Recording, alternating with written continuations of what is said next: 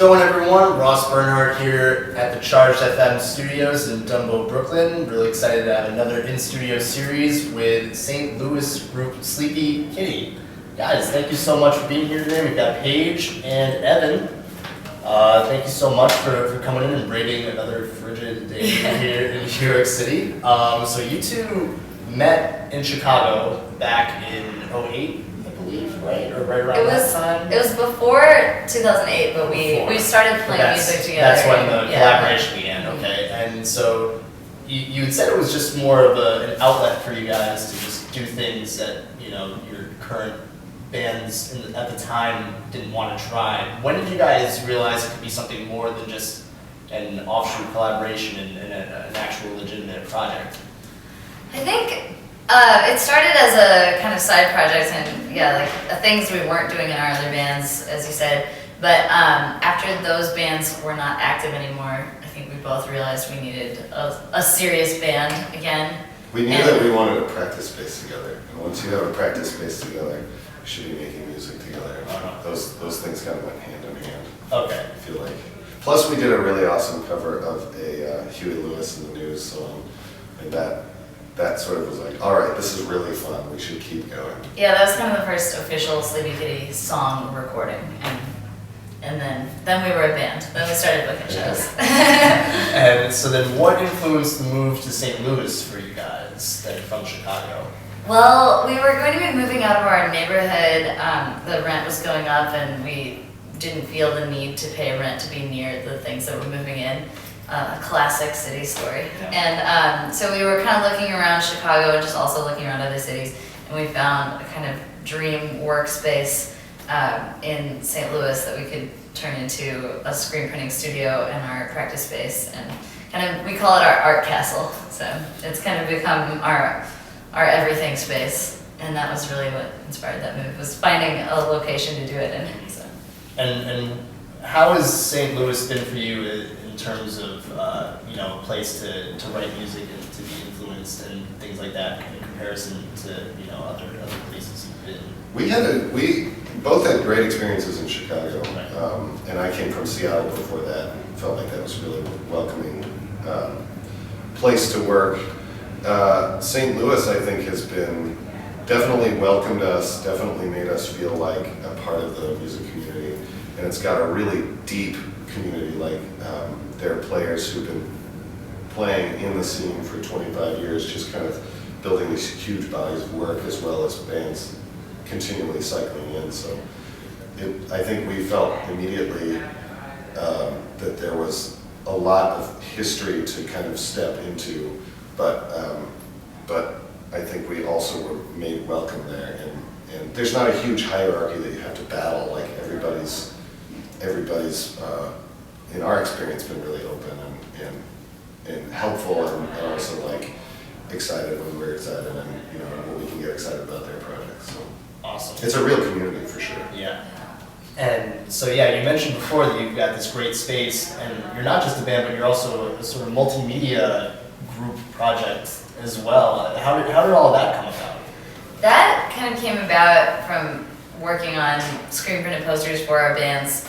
My senior year of art school, I took a screen printing class essentially so I could make band posters for my own projects.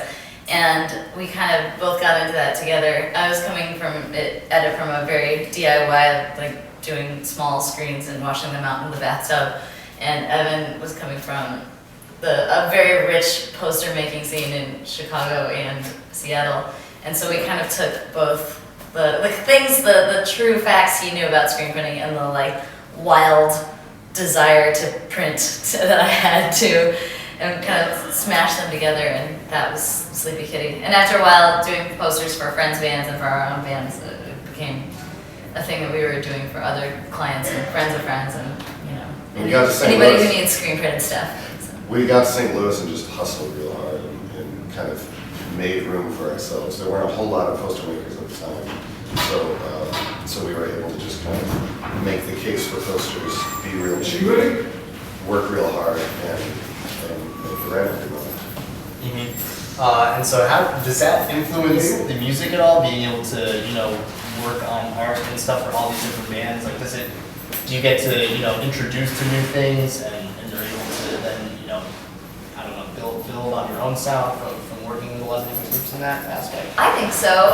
We always, whenever we do a poster for a band, we always listen to their music. Or if we do album artwork for a band, we always listen to the album first. That was the thing we found after getting stuck on a project that we didn't have the album, or we're like, okay, we always have to listen to the record before we can illustrate it. But yeah, so it brings a lot of new music and listening to it in a different way, thinking about it visually. And yeah, it's cool because it just gives you access to new sounds, and also I like thinking of the graphics of music that we're working on, and I feel like with our projects we're often working on the visuals and the sound at the same time. Right. What's the coolest poster you guys designed? We got to do an Arctic Monkeys poster that I was Really? really excited about. It came out really cool, and we heard good words from the band and stuff like that. So, but we've done a whole bunch of stuff that worked out really well. We really go wildest on our own posters because we approve them. Yeah, and if something goes, that's when we try things for the first time, because if something goes wrong, we accept that. Yeah. So I feel like that's how we try new moves out. It's like, I don't know if this is gonna work, but when it does, then it's really exciting. Yeah. So your latest LP, Projection, just came out last week. Yeah. What's the reception been like for that? How do you guys feel about what you've heard so far? I'm really excited about what people have said. It's kind of a weird album. There's a lot of strange topics covered, so I wasn't sure what people were going to think that liked Infinity City or are just coming to it. But we're really excited about it. It's very much a lot of things we're interested in and talking about. And yeah, the reception seems pretty well so far. People seem to get us when they write about it, so I really like that.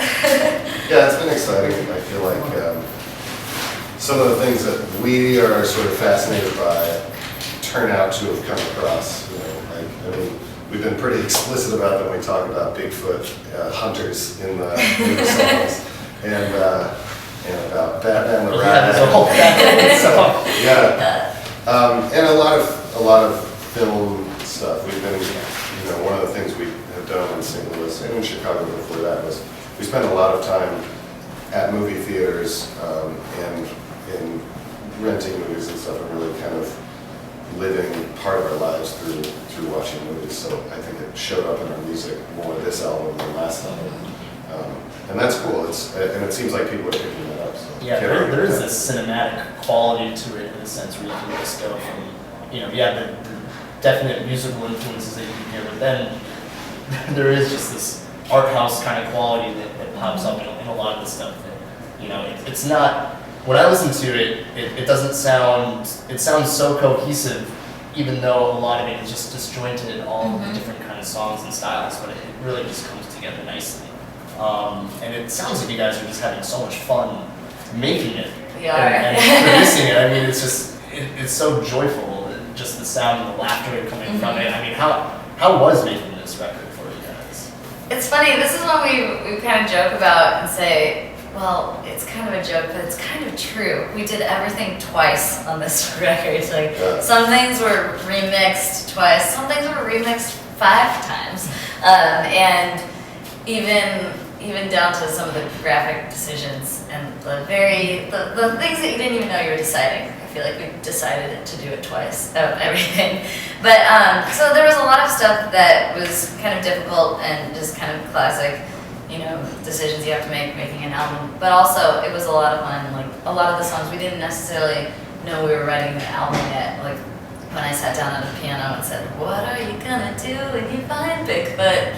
It was basically to crack Evan up, and we were following those leads and just following where the fun is and seeing if that led us to an album. I guess it did. So.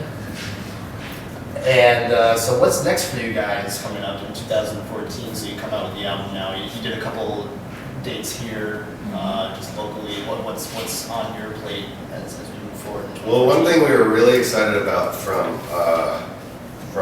the end of last year and this year is we did a full-on laser show at the Planetarium in St. Louis. I saw that. Yeah. Yeah. I mean, and it was like lay on your back, the lights go dark, the stars come out, the laserist does a whole choreographed piece. The same guy who choreographs the laser Floyd there and everything. So that was a really big deal for me, because I used to go to Laser Floyd now and then and stuff like that.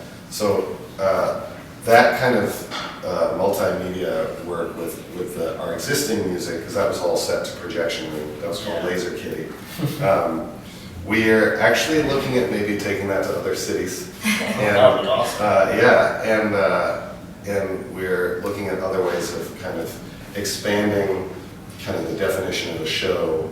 Like in that case, we didn't perform our music live in that experience, but we were very much there and part of the deal. And there's so many ways in which you can get outside of the classic club arrangement, and also be in a, maintain your kind of your life as a band in clubs. But there's just we're hoping to just kind of keep expanding what those other things are as well. Yeah.